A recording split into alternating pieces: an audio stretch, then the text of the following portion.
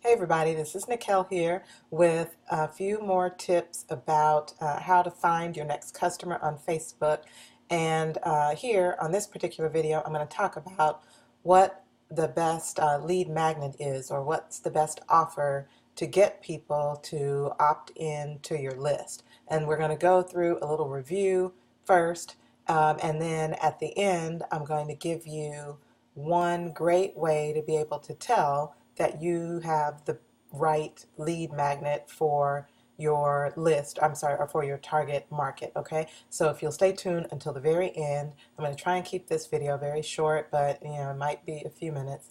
But if you stay tuned until the very end, I'm going to show you at the end exactly how to tell if you have a good offer for the market that you're targeting, okay?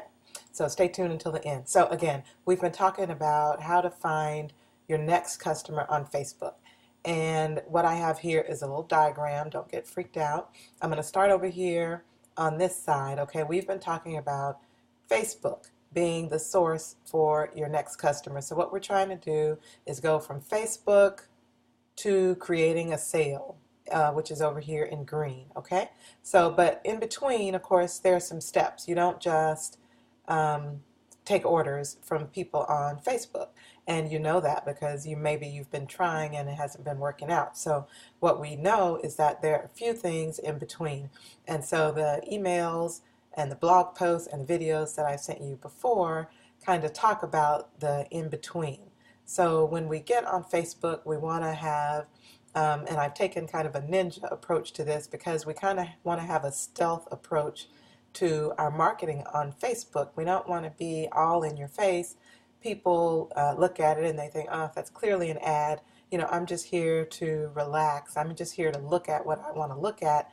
I'm just here to, look at some eye candy, see some pictures, goof off, get a good laugh. They're not necessarily on Facebook to make a purchase. It doesn't mean that they won't. It just means that they didn't come there for that purpose, right? If they were looking to buy something, they might go to Amazon.com or they might go to eBay to buy something, or they'll go to the store. They didn't come to Facebook to purchase. So what we have to do is kind of take a stealth approach. I explained that in step one, right, of how to find the types of topics that people are going to automatically like, which is going to allow you then to build a bridge to your product or service. So I'm not going to rehash that.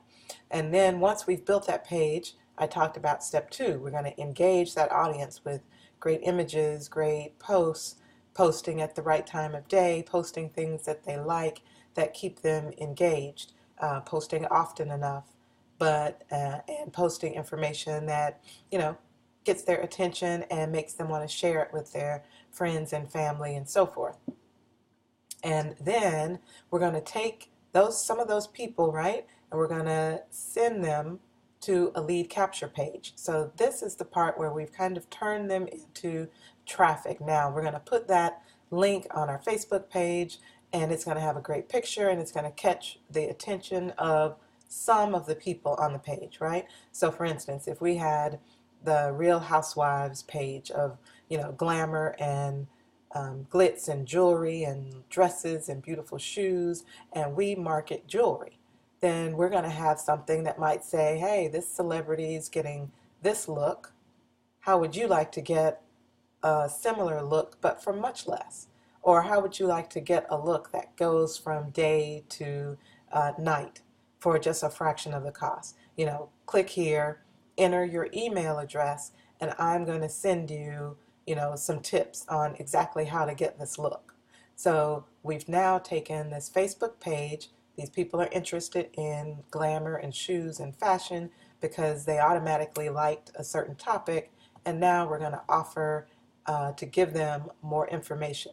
And so what this video really is about, right, is how to get the best lead magnet, the best offer. And that is what we put on the capture page. So we have a capture page with an offer, and I'm going to show you an example. Probably looks familiar.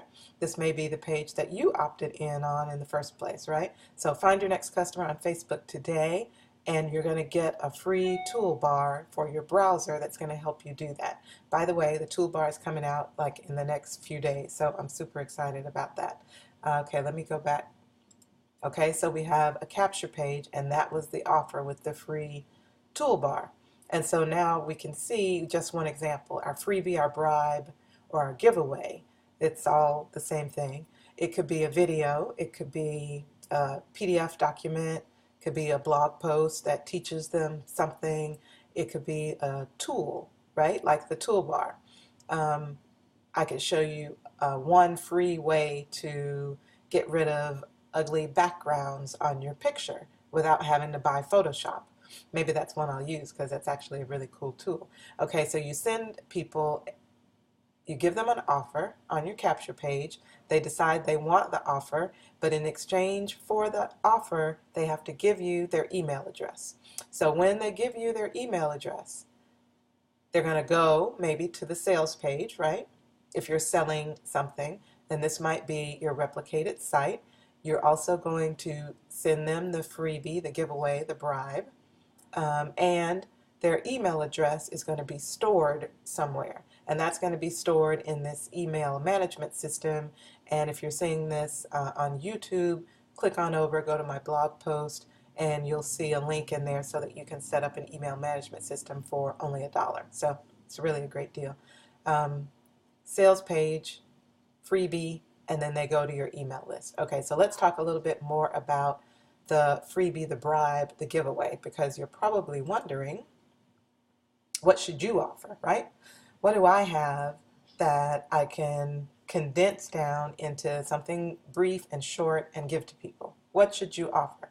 Well, some things you should consider. It should solve a problem, right, or answer a question that your target audience has. It should answer a question that they have in their head, the conversation that they're having in their head, but don't go beyond that. Don't answer questions that they aren't asking for, right? So when you opted in, you wanted to find out how to find your next customer on Facebook. The tool is about using it to help you do that on Facebook. And then all of my communication has been with you about Facebook, right? So I didn't try to tell you about vitamins or sell you some jewelry or sell you something else or any of that stuff, right? So stay on the topic. You want to make them say, I never thought of it that way. So hopefully when you saw step one, how to market on Facebook, and it wasn't about setting up a Facebook exactly about your product, you probably thought, I've never thought about it that way, right? So that's what you're going for. I never thought of it that way. Or if they do it or use it or try it, then they will say that really works. For instance, a chiropractor that a friend of mine uses, they have a giveaway that's a short video to teach you a couple of stretches to relieve stress in your lower back. So when a person clicks and they see the video and they do the exercises, they say, oh, that really works. I want to keep listening to this person because they're obviously giving me information that's helpful, okay? So you want to give them information. It doesn't have to be big, and it's actually better if it's not big. You want to keep it small so that people can understand what they're getting and they know exactly that they've gotten it, right? So it doesn't have to be big, but it has to be good. It should be free. Ideally, the solution should be free, and they should get some results really quickly for free. And be clear about what benefit they're going to get. Get them to raise their hand as someone who's interested in the kinds of things that you want to know about or that your product or service will address. So that's what we're doing, right? If you didn't want to know anything about finding customers on Facebook, you wouldn't have entered your email address to get the free tool and to get more information on how to do it.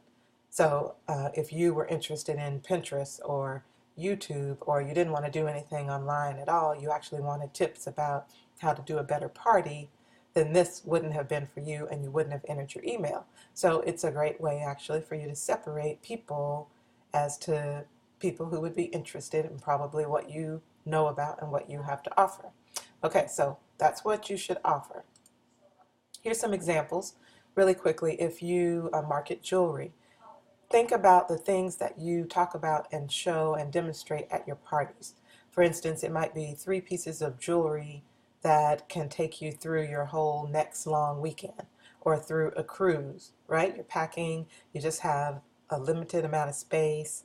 If you could tell your next customer which 3 pieces in your product line will take them from daytime to evening on their cruise that goes with black and white and formal and so forth, they might really be interested in something like that. What if you market nutritional supplements? Which 3 supplements people use to improve their memory or give them more energy or eliminate their cravings for sweets, right? And maybe all under $10. So that would be something that somebody might be interested in, particularly me, craving for sweets, right? Um, what if you teach people about the internet? So I might have a page that says the 3 free tools that I use to make videos that suck in 15 leads a day on autopilot. And I actually have a very similar capture page like that on my blog because I do video marketing on YouTube as well, right? That's why you're seeing some of these videos is because I know how to do that. But we're focused now on Facebook. But later, if you might want to know about how to do some things on YouTube, then you might want to come over to my blog and enter your email address on that capture page, right? Second example for internet here is what if you wanted to download a free report. Avoid the 3 biggest mistakes that new Facebook marketers make, right? So that might be a good capture page. So that's a Facebook marketer. They're kind of new or they feel like they're new and they want to avoid making costly or big mistakes, right? So they might opt in to get that PDF file or that video that shows the 3 biggest mistakes. And then I might also send them a link to some training or an educational program, a video or something that's going to teach them the things that they should do so that they can avoid those mistakes. Okay, so that would be the sales page. And then the last thing, now I promised you, how do you know that you've gotten the right offer for your target audience? You'll know because your open rates, and this is just a quick snapshot of the open rates from one of my lists, from one of my capture pages. The capture page takes promises them a thing, right? And when they enter their email address, I have almost 60% of the people go over to their email and they open their email for the thing, right? So clearly they entered their email address and they come over and they enter the email. Now remember, this is probably the second thing, right? Because when they enter their email, they're going to get sent to a thank you page. And the thank you page, it might be a sales page or the thank you page might be the thing, right? And so in this case, the thank you page that I'm sending them to is the thing. So they get the thing and so they're done, right? But they're also getting emails from me subsequently and they continue to open the email. So now this tells me that they really wanted what they received previously and they still want more information. And so 60%, 26%, 38%, 46 and 46%, right? So even down into email number 1, 2, 3, 4, 5, 6, 7, down into email number 7, I still have almost half of the people opening the emails from me and reading, and I didn't take a snapshot of click-through rates or any of that, but it's a chance that this click-through rate is also pretty good. So when you've gotten a target market, you're talking to them, giving them what they want, and you will know it because the open rates will be high on your emails. And if you send them messages and you see it starting to fall off and down into the single digits, you'll know that you're kind of losing them. You'll want to go back to the kind of content that got them to open on a higher rate. Okay, so that's just a freebie of how you'll know. And the next thing that I'm going to promise you in the next email is now that you've built this list, because that's what we're doing, right? We're getting these folks, this traffic off of Facebook onto our email list so that now they can become our next customer, right? So now that you've built this list, what should you say to them? And so next I will tell you more about what you should say to them, the kinds of things, how you can structure your email management system and your emails so that you're communicating and so that your open rates stay high, and so that way more of them will become customers. Okay? So stay tuned for that. Thanks for watching the whole thing all the way through, and I hope this was helpful for you. Thanks. Bye-bye.